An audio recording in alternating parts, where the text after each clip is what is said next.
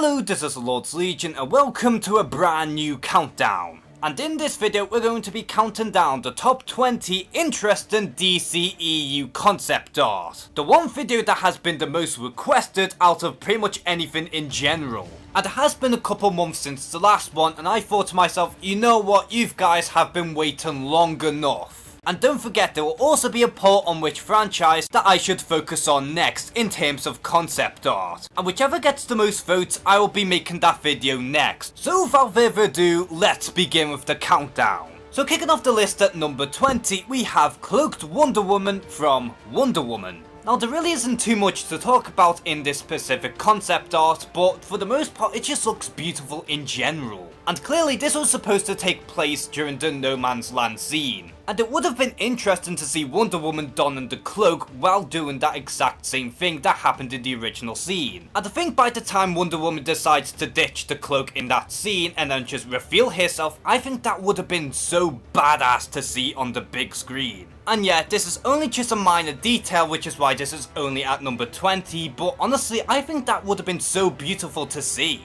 Coming in at number 19, we have the Warrior Katana from Suicide Squad. Now looking at the final design for Katana, her head looks kinda good, but at the same time her clothing not so much. And whenever I think of Katana from the comics, I think of a strong woman who is such a formidable opponent, and an honourable warrior. And whenever I look at this piece of concept art with Katana's old costume, this is exactly what springs to my mind. Sure, it would have felt a little out of place from the final product of Suicide Squad, but honestly, this is such a really badass costume. And I especially love the new 52 inspiration coming from the suit. Because again, Katana was supposed to be the heroic member of the Suicide Squad, and this is exactly what I would picture. Coming in at number 18, we have the creepier Man-Bat from Batman v Superman. Now people still debate to this day on whether or not this was legit Man-Bat or just a gigantic bat in general, but let's just call him Man-Bat just for the sake of this video. But the reason why I love this design for Man-Bat is because he looks so terrifying. And he really does embody the darkest nightmares coming from Bruce Wayne. And given how dark Batman v Superman was, they could have easily gotten away with that design for Man-Bat. And if they do bring back Man-Bat for a potential Batman film, then I would hope to see a similar design for the villain. So for number 17, we have depressed Harley Quinn from Suicide Squad. Now at first glance this doesn't really seem that much, but when you really stop and think about it, this is so revealing on several levels. And no, I'm not talking about the lack of clothes that Harley Quinn is wearing in this art, but more specifically the tone in this image, because it really does tell us that it was supposed to be much darker than what we ended up getting in the final cut. And even in some of the earlier drafts for Suicide Squad, they were actually going to focus on the abusive relationship between Harley Quinn and the Joker, which is so disappointing to never see this pan out in the final cut, and I do wish that we could have seen something similar to this. And in general, I thought that Suicide Squad should have been a much darker film.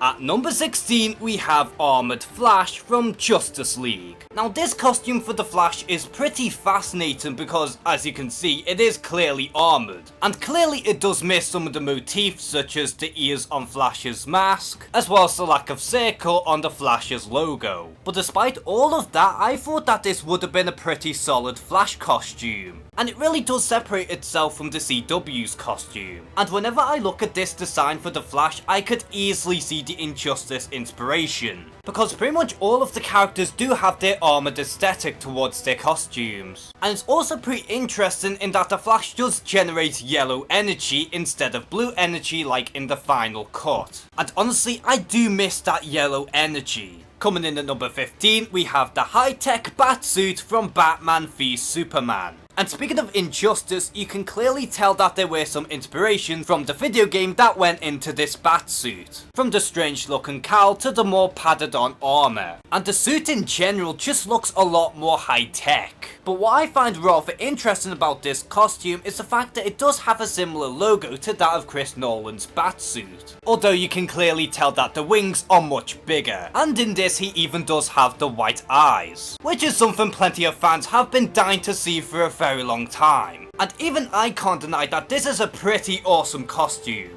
At number 14 we have Electric Superman from Man of Steel. Now these next two pieces of concept art are pretty fascinating because clearly you can see some energy flowing around Superman. With this first one right here, you can see blue energy and it kind of reminds me of Electric Blue Superman. But when you really look closely, you can see that the suit is actually forming onto Clark Kent. Almost like this suit has some sort of sentience. But by the time the whole suit is formed and even the cape is popping out, you can see some red energy flowing around him. And I can't help but think of Electric Red Superman. But I guess the reason why the suit is glowing red is mainly because of the logo? Or perhaps it's just Superman absorbing some yellow sun energy. Either way, he does look pretty sinister. Coming in at number 13, we have the Dark Knight Returns fight from Batman v Superman. Now we can't deny that from what we've got from Batman v Superman in terms of the actual fight scene, it was pretty good. But based on this concept art right here, this one looked so much more hardcore. And both Batman and Superman were going to be more battle damaged. And even when we get to see Batman's cowl break, you can clearly see that Bruce Wayne looked a lot older in this piece of concept art than he did in the final product. And given how this movie is heavily inspired by The Dark Knight Returns, this does make sense.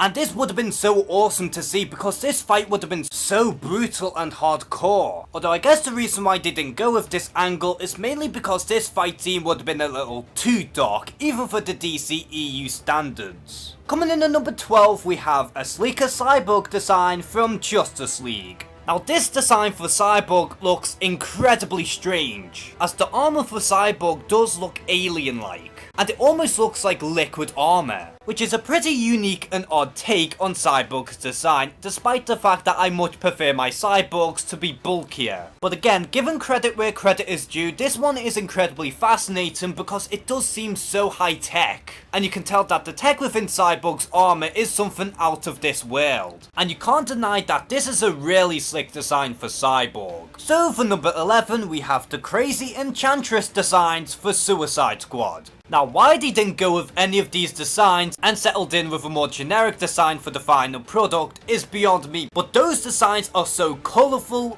vibrant, unique, and beyond mystical. The first two designs on the left are a lot more reminiscent to that of the comics, as the Enchantress from the DC universe often wears green, while the other two designs on the right do look a lot more like her final form. And sure, one could argue that they do look a little overdone, but they look so unique and mystical, and a million times better than what we ended up getting. So for number 10, we have the Monstrous Steppenwolf from Justice League. Now admittedly, I don't mind the final design for Steppenwolf despite the fact that the CG was god awful. But I can't deny that this design for Steppenwolf is a million times better, mainly because it's more consistent than what we saw from Batman v Superman. And the fact that Steppenwolf in this is a lot bulkier, he is automatically more intimidating. Now Steppenwolf always dubs himself as the Destroyer of Worlds, and if I saw this version of Steppenwolf, I could totally buy into this. Because Steppenwolf in this looks beyond monstrous and something out of this world, while the final design for Steppenwolf, he looks more like a lackey than anything else. Coming in at number 9, we have a comic accurate Doomsday from Batman v Superman. Now unfortunately, a lot of concept art featuring Doomsday looked a lot closer to the final design. Although one of the views that stick out in my mind is of course this one, where he does look more like a frost giant. But despite all of that, at least I can tell that this is a strange version of Doomsday, and even his iconic spikes are very much present in this design. And then you got those two right there, which although they do look a lot closer to the final Doomsday, you can sort of see the spikes coming out of his body, and even his face on the right one specifically does look on point. Hell, Doomsday even has hair, which is something that he normally has in some of his earlier designs. And those designs would have been much more interesting instead of just a bland grey monster. So for number 8 we have Yalinger Green Lantern from Justice League. Probably butchered his name right there. But yeah, this is the exact Green Lantern that we saw from the flashback scene. And this is a Green Lantern design unlike any other because it looks completely different. For one, this Green Lantern does sport a cape, and not only that, his armor almost looks medieval in my eyes. And if you look closely at the logo, you can even see the Green Lantern logo popping out from his original emblem, which is something that became a lot more prominent in the more recent Green Lantern stories. And even though it was hard to make out what he looked like in the original cut, at least we do have a piece of concept art that does show us the entire design for this Green Lantern, and I've gotta say, he really does look cool, even if he is one of the lesser known Green Lanterns. Coming in at number 7, we have a more prominent Joker from Suicide Squad. Now everyone is fully aware of the tragic story in that the Joker was going to have a much bigger role in Suicide Squad. And based on this concept art right here, we can see that the Joker is seemingly teaming up with the Enchantress. Whatever deal that was made between the two villains would have been a mystery, but it would have been so much better if the Joker had a more villainous role. And we even get to see the Joker interact with Batman, which despite the car scene, they never really interacted with one another. And it does kinda suck how we haven't seen Ben Affleck interact with Jared Leto yet, especially since the Batman and Joker dynamic is incredibly important to the Batman mythos. And also, cutting this out entirely is such a huge misstep. At number 6, we have Deadman from Justice League Dark. And even though there is no such thing as a live action Justice League Dark film just yet, this doesn't stop us from getting our hands on some of the concept art. And one of the more interesting concept art featuring Justice League Dark is, well, Deadman, because as you can see, they really did nail the design.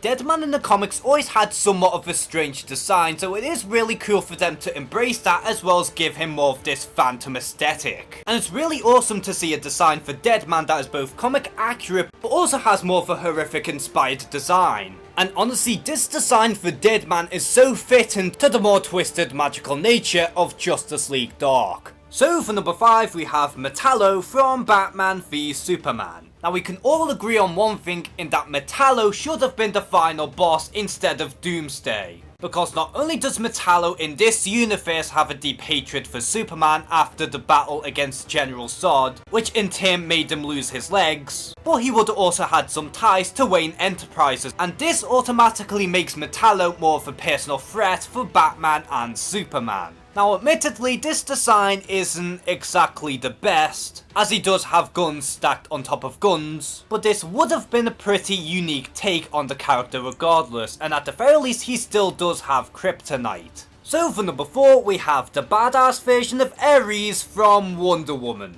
Now why they scrapped this design entirely at the last minute is beyond me, because this design for Ares is both intimidating yet at the same time unique. He looks about 12 feet tall, he does have a unique looking helmet, and I especially love the flame sword. And given how there's so much more colour in his costume, it automatically makes him more pleasing to the eye.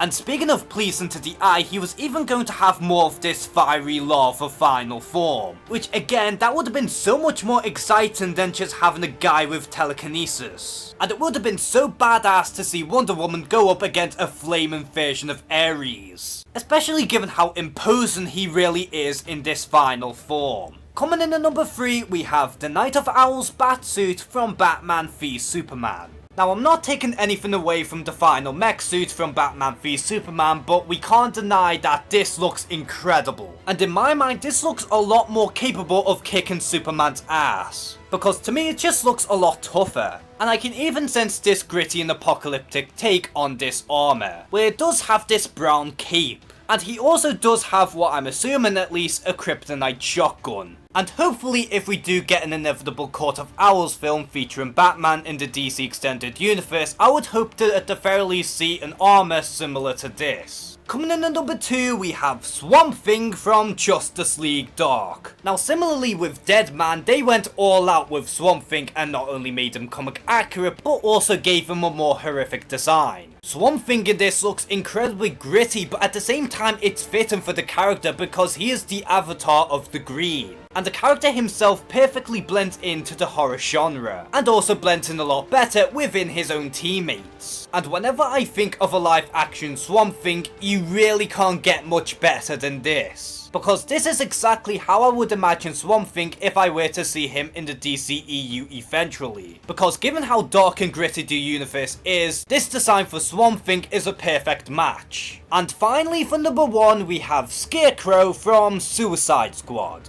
Now this to me is very interesting for a number of reasons. For one, the Scarecrow is one of my favourite Batman villains, so already I do have my bias. Second of all, what would even be his role in the film? Would he have been part of Task Force X, or would he be a minor villain like the Joker? And lastly, I think the overall design is very intriguing, because he looks more like a farmer than anything else, wearing a pretty retro Scarecrow mask with the hat, while wearing a Scarecrow cape, as well as purple doctor gloves, and above all else his weapon of choice was going to be a hook. And for all of these reasons, this is why I think that this is the most interesting piece of concept art in the whole DC Extended Universe. So what piece of concept art from the DCEU did you personally find interesting, and is there some that I've left out? Comment below and share some thoughts, and don't forget to check out the poll and vote on which franchise you would like me to focus on next. And as always, thank you guys for watching this video, please like and subscribe, take care and have a good one.